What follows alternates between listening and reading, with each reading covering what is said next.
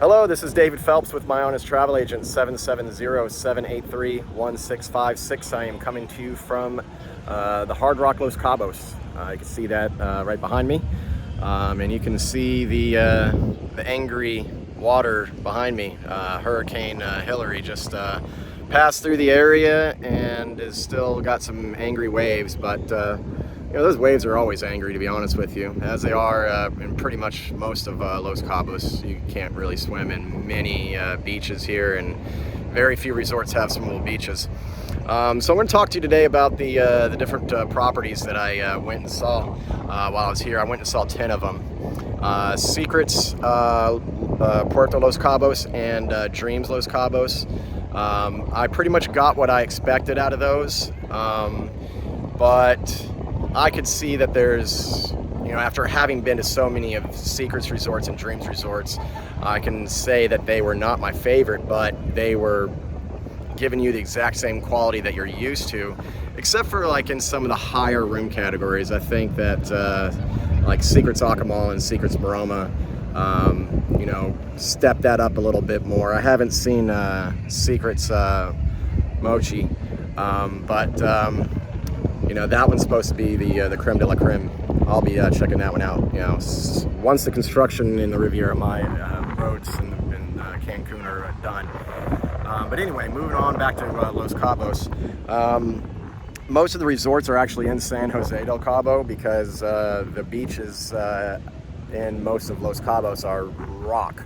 And I didn't really notice that until I took a boat ride, which was an absolutely beautiful day. So that's why they go down there. So I mean, even though you can't swim on the beaches, it's still nice to have the sand out here, to be able to enjoy the beach, lay on the beach, play volleyball on the beach, things like that. But no getting in the water most places. Things that stood out for me. I went and saw LeBlanc because that place is very expensive, and I saw why. They, that's their true vision of what LeBlanc should be. Their property in Cancun was not an original LeBlanc construction, so here they built it to what they wanted it to the brand to really represent, and it was really nice. The small little touches here and there that make that a 5 diamond are very visible, to a trained eye, and my eye's trained after doing this for 20 years. So that place, it deserves it all. I had lunch there at the seafood restaurant, and I don't eat seafood, but they had a humongous menu that was very good. I had like 4 different items off of it to try to get some taste of little things here and there. And there was still plenty more for me to order that was not seafood or vegetarian. So, they are fooling you by calling that a seafood restaurant, even though they have a lot of seafood.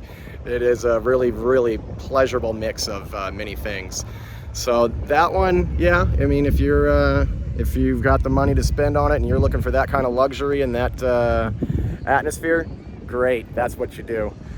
Things that really disappointed me was the Pueblo Bonito Rosé and the Pueblo Bonito Blanco.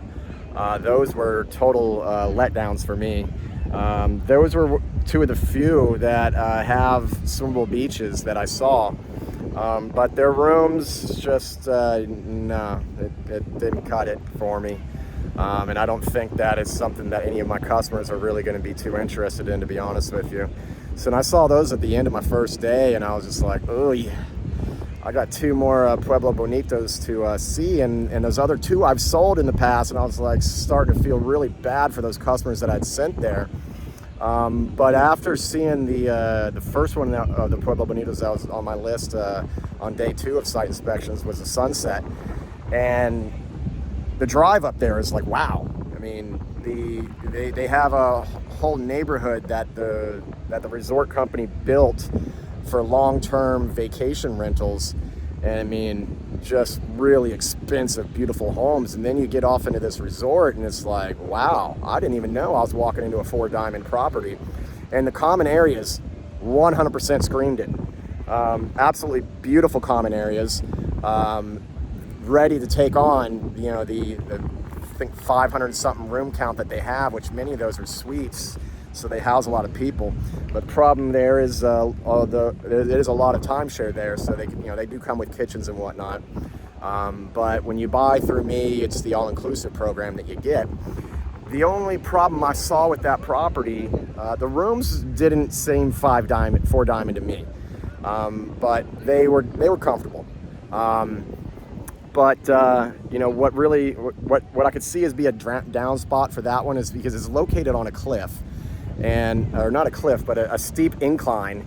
And with that steep incline, there's a lot of walking around throughout that property, and a lot of it's going to be at steep angles, and you can get your legs can get tired. And they do have golf carts that are taking you around, but I did see some lineups for those golf carts and whatnot, and can see that it could be overwhelming and tiresome by day 3 or 4. But still, absolutely wonderful property.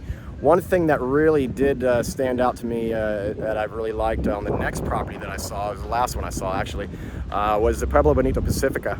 That's an adults only property located 10 minutes, if that, from the Pueblo Bonito sunset. Everything there is easily accessible because the land there is flat, and the resort is pretty compact. But you have use of all the facilities and the all-inclusive program over at, well, actually all of the resorts, but really the only one that's worth going to would be the Sunset. However, you could also take that transportation over to the Rosé and the Blanco, and then you're very close to downtown Cabo and don't have to pay, an expensive taxi ride to get yourself over there to the marina area. For some shopping, nightlife, check out the bar scene, well, all that. So that's pretty good perk.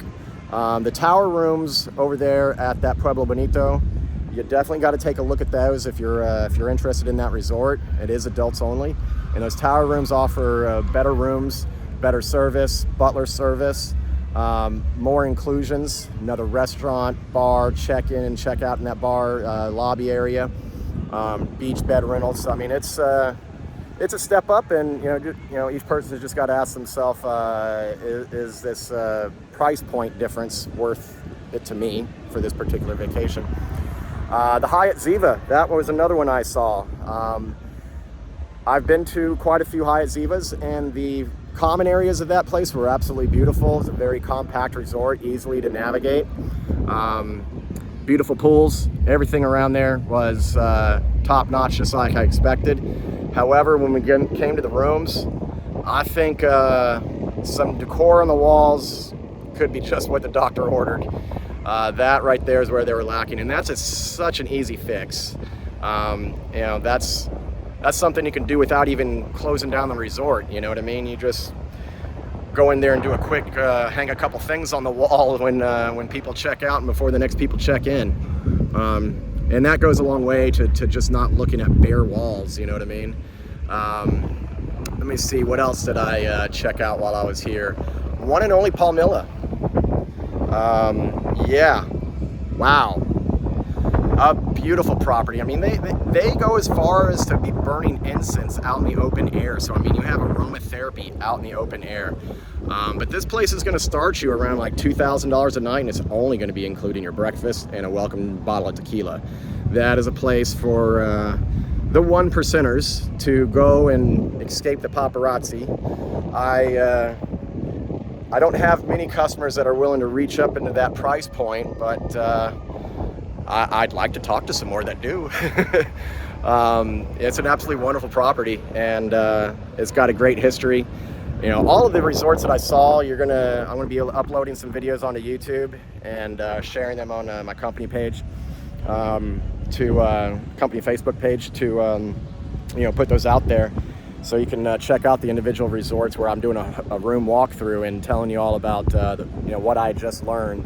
Because in most cases, in 99% of the time, I do a full resort walkthrough tour and then go to the room and try to just regurgitate all the information that I just learned about the resort while I'm showing you the room and whatnot. Let me see, what else did I check out? 4 Pueblo Bonitos, Secret Streams, one and only. Man, I'm missing something. Can't think of it at the moment though. Yeah, for Pueblo Bonitos, the Suns. I should have had a list with me, right? Well, anyway, it was a great time in Los Cabos, and I had, absolutely wonderful time. Great people here, and a great day on a boat. That was a lot of fun. Seeing the arch and then going down to a place where you could snorkel. To be honest with you, snorkeling was kind of lame. There was no reef. It was just a place where a bunch of fish gather. I've seen better snorkeling in other places, but anytime you can get on a boat and the weather's nice, it's a fun day. So that was very much worth my time and money, and I would think that most people would feel the same. Well, thank you very much for watching my video. My name is David Phelps, my honest travel agent, 770-783-1656. Thanks. Bye.